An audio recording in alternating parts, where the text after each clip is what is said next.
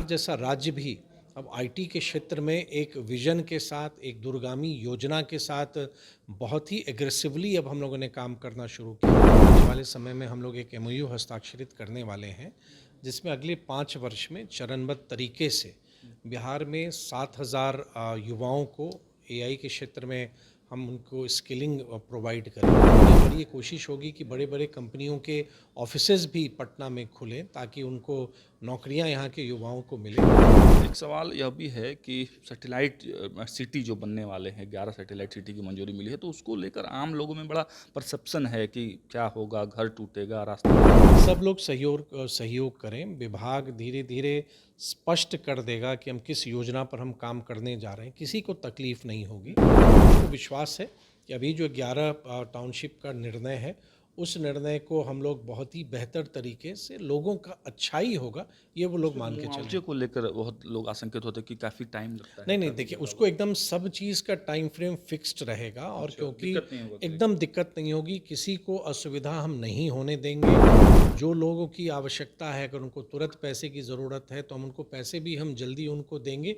हम भी चाहते हैं कि ये प्रोसेस जल्दी हो, किसी तरह के कन्फ्यूज़न में, किसी अफ़वाह में कोई ना जाए। कि पेट्रोल डीजल के खपत कम करने के लिए कई तरह की चर्चाएं चल रही हैं, काफ़िले कम किए जा रहे हैं, वर्क फ्रॉम होम किया जा रहा है। लेकिन अगर हम थोड़े से अपने हल्के से प्रयास से अगर ऑयल कंजर्वेशन की दिशा में अगर हम काम करते हैं, तो ये राष्ट्र के लिए एक बहुत बड़ा कदम होगा। अगर करोड़ों देशवासी अगर ये ठान लें कि मेरा छोटा सा ही प्रयास, हमसे जितना बन सकता है उतना हम तेल की खपत को अगर हम कम करते हैं, तो ये सबों का मिला हुआ प्रयास भारत के हित में है। नमस्ते, मेरा नाम सागर कुमार है और आप न्यूज़ हाट देख रहे हैं। देखिए, बिहार में नई सरकार के गठन के बाद मंत्रिमंडल विस्तार हुआ है और उसमें नई मंत्रियों को दायित्व दिया गया है। बिहार सरकार के माननीय मंत्री नीतीश मिश्रा जी हमारे साथ हैं।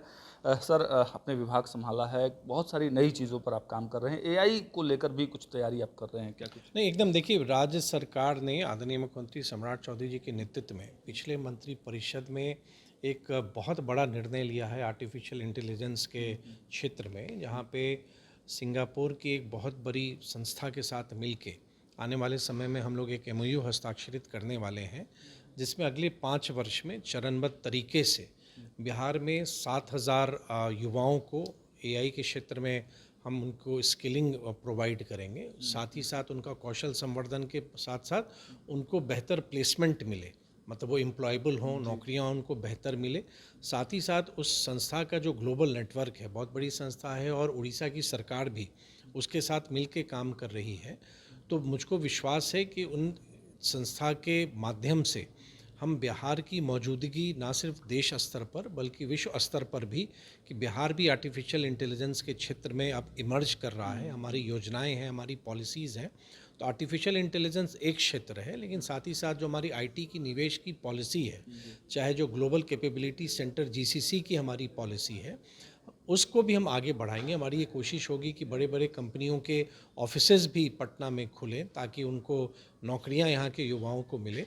तो कुल मिलाकर अगर आप देखें, तो बिहार जैसा राज्य भी अब आईटी के क्षेत्र में एक विज़न के साथ, एक दूरगामी योजना के साथ बहुत ही एग्रेसिवली अब हम लोगों ने काम करना शुरू किया है और मुझको विश्वास है कि सरकार की जो डिलीवरी है स्कीम्स की, आईटी के इस्तेमाल से उसको तो हम बेहतर कर ही रहे हैं। साथ ही साथ निवेश को भी हम आकर्षित करना, बिहार के युवाओं का कौशल संवर्धन करना, जॉब अपॉर्चुनिटीज़ क्रिएट करना, इस दिशा में भी आईटी डिपार्टमेंट अपनी बहुत ही महत्वपूर्ण भूमिका का निर्वहन करेगा।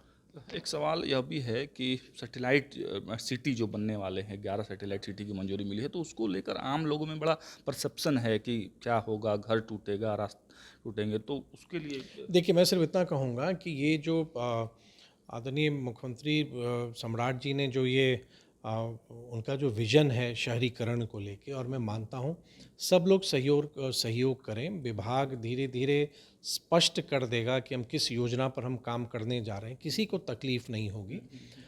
जिन जो भी भूस्वामी हैं, अगर किन्हीं को जैसे बहुत बार प्रश्न आते हैं कि उनको इमरजेंट नीड है, कुछ ज़रूरत है। हम भी उसमें कुछ हम लोग निर्णय लेने जा रहे हैं और पूरी व्यवस्था को, पूरे सिस्टम को, पूरे प्रोसेस को हम फास्ट ट्रैक करेंगे, हम जल्दी करेंगे। तो जब बेहतर इंफ्रास्ट्रक्चर होगा तो आज जो ज़मीन का मूल्य है वो कहीं ज़्यादा बढ़ेगा। हम रोड नेटवर्क बनाएंगे, वाटर कनेक्शन देंगे, सीवरेज करेंगे, बिजली पहुंचाएंगे। तो एक जो वृहद आप कह सकते हैं कि एक जो एम्बिशियस प्लान है हमारा, उस प्लान को हम लोग एग्जीक्यूट करेंगे। कंसल्टेंट के अपॉइंटमेंट के जो एनआईटी है, जो उसका जो हमारा टेंडर होता है, वो प्रोसेस भी अब इनिशिएट हो गया है। तो मुझको विश्वास है कि अभी जो 11 टाउनशिप का निर्णय है, उस निर्णय को हम लोग बहुत ही बेहतर तरीके से, लोगों का अच्छा ही होगा, ये वो लोग मान के चलें। मुआवजे को लेकर बहुत लोग आशंकित होते हैं कि काफ़ी टाइम लगता है। नहीं नहीं, देखिए उसको एकदम सब चीज़ का टाइम फ्रेम फिक्स्ड रहेगा और क्योंकि एकदम दिक्कत नहीं होगी, किसी को असुविधा हम नहीं होने देंगे। जो लोगों की आवश्यकता है, अगर उनको तुरंत पैसे की ज़रूरत है तो हम उनको पैसे भी हम जल्दी उनको देंगे। हम भी चाहते हैं कि ये प्रोसेस जल्दी हो, किसी तरह के कन्फ्यूजन में, किसी अफवाह में कोई ना जाए। हम आने वाले समय में विभाग की जो योजना है उसको भी हम स्पष्ट कर देंगे, ताकि जो लोगों के मन में कई तरह के प्रश्न आते होंगे, उन प्रश्न का भी सही उत्तर विभाग द्वारा दिया जाएगा। एक लास्ट क्वेश्चन है सर कि पेट्रोल डीजल के खपत कम करने के लिए कई तरह की चर्चाएं चल रही हैं, काफिले कम किए जा रहे हैं, वर्क फ्रॉम होम किया जा रहा है, तो आपके और आपके विभाग की तरफ से क्या कुछ? देखिए, आदरणीय प्रधानमंत्री जी की स्पष्ट सोच है और उन्होंने देशवासियों को आह्वान दिया है कि देखिए कि आप एनर्जी को थोड़ा सा आप कम उसका इस्तेमाल करें, उसको कंजर्व करें। हम लोग, कोई पैनिक सिचुएशन नहीं है, हमारी रिजर्व्स हैं, लेकिन अगर हम थोड़े से अपने हल्के से प्रयास से अगर ऑयल कंजर्वेशन की दिशा में अगर हम काम करते हैं तो ये राष्ट्र के लिए एक बहुत बड़ा कदम होगा। अगर करोड़ों देशवासी अगर ये ठान लें कि मेरा छोटा सा ही प्रयास, हमसे जितना बन सकता है उतना हम तेल की खपत को अगर हम कम करते हैं, तो ये सबों का मिला हुआ प्रयास भारत के हित में है। तो स्वेच्छा से सब कर रहे हैं। कोई इलेक्ट्रिक व्हीकल पे जा रहा है, माननीय मुख्यमंत्री जी ने तो नो व्हीकल डे करके आज जब कार्यालय वो पैदल ही गए हैं। तो जिससे जो संभव हो रहा है आप स्वेच्छा से करें, कोई कंपल्शन नहीं है, कोई बाइंडिंग नहीं है। हाँ, इतना है कि आपको नहीं महसूस होता होगा, लेकिन आपका एक छोटा सा प्रयास भारत और अपने देश के लिए एक बहुत बड़ा कंट्रीब्यूशन आपका हो सकता है। तो उस दिशा में सबको मिलकर काम करना चाहिए। चलिए, बात करने के लिए धन्यवाद सर।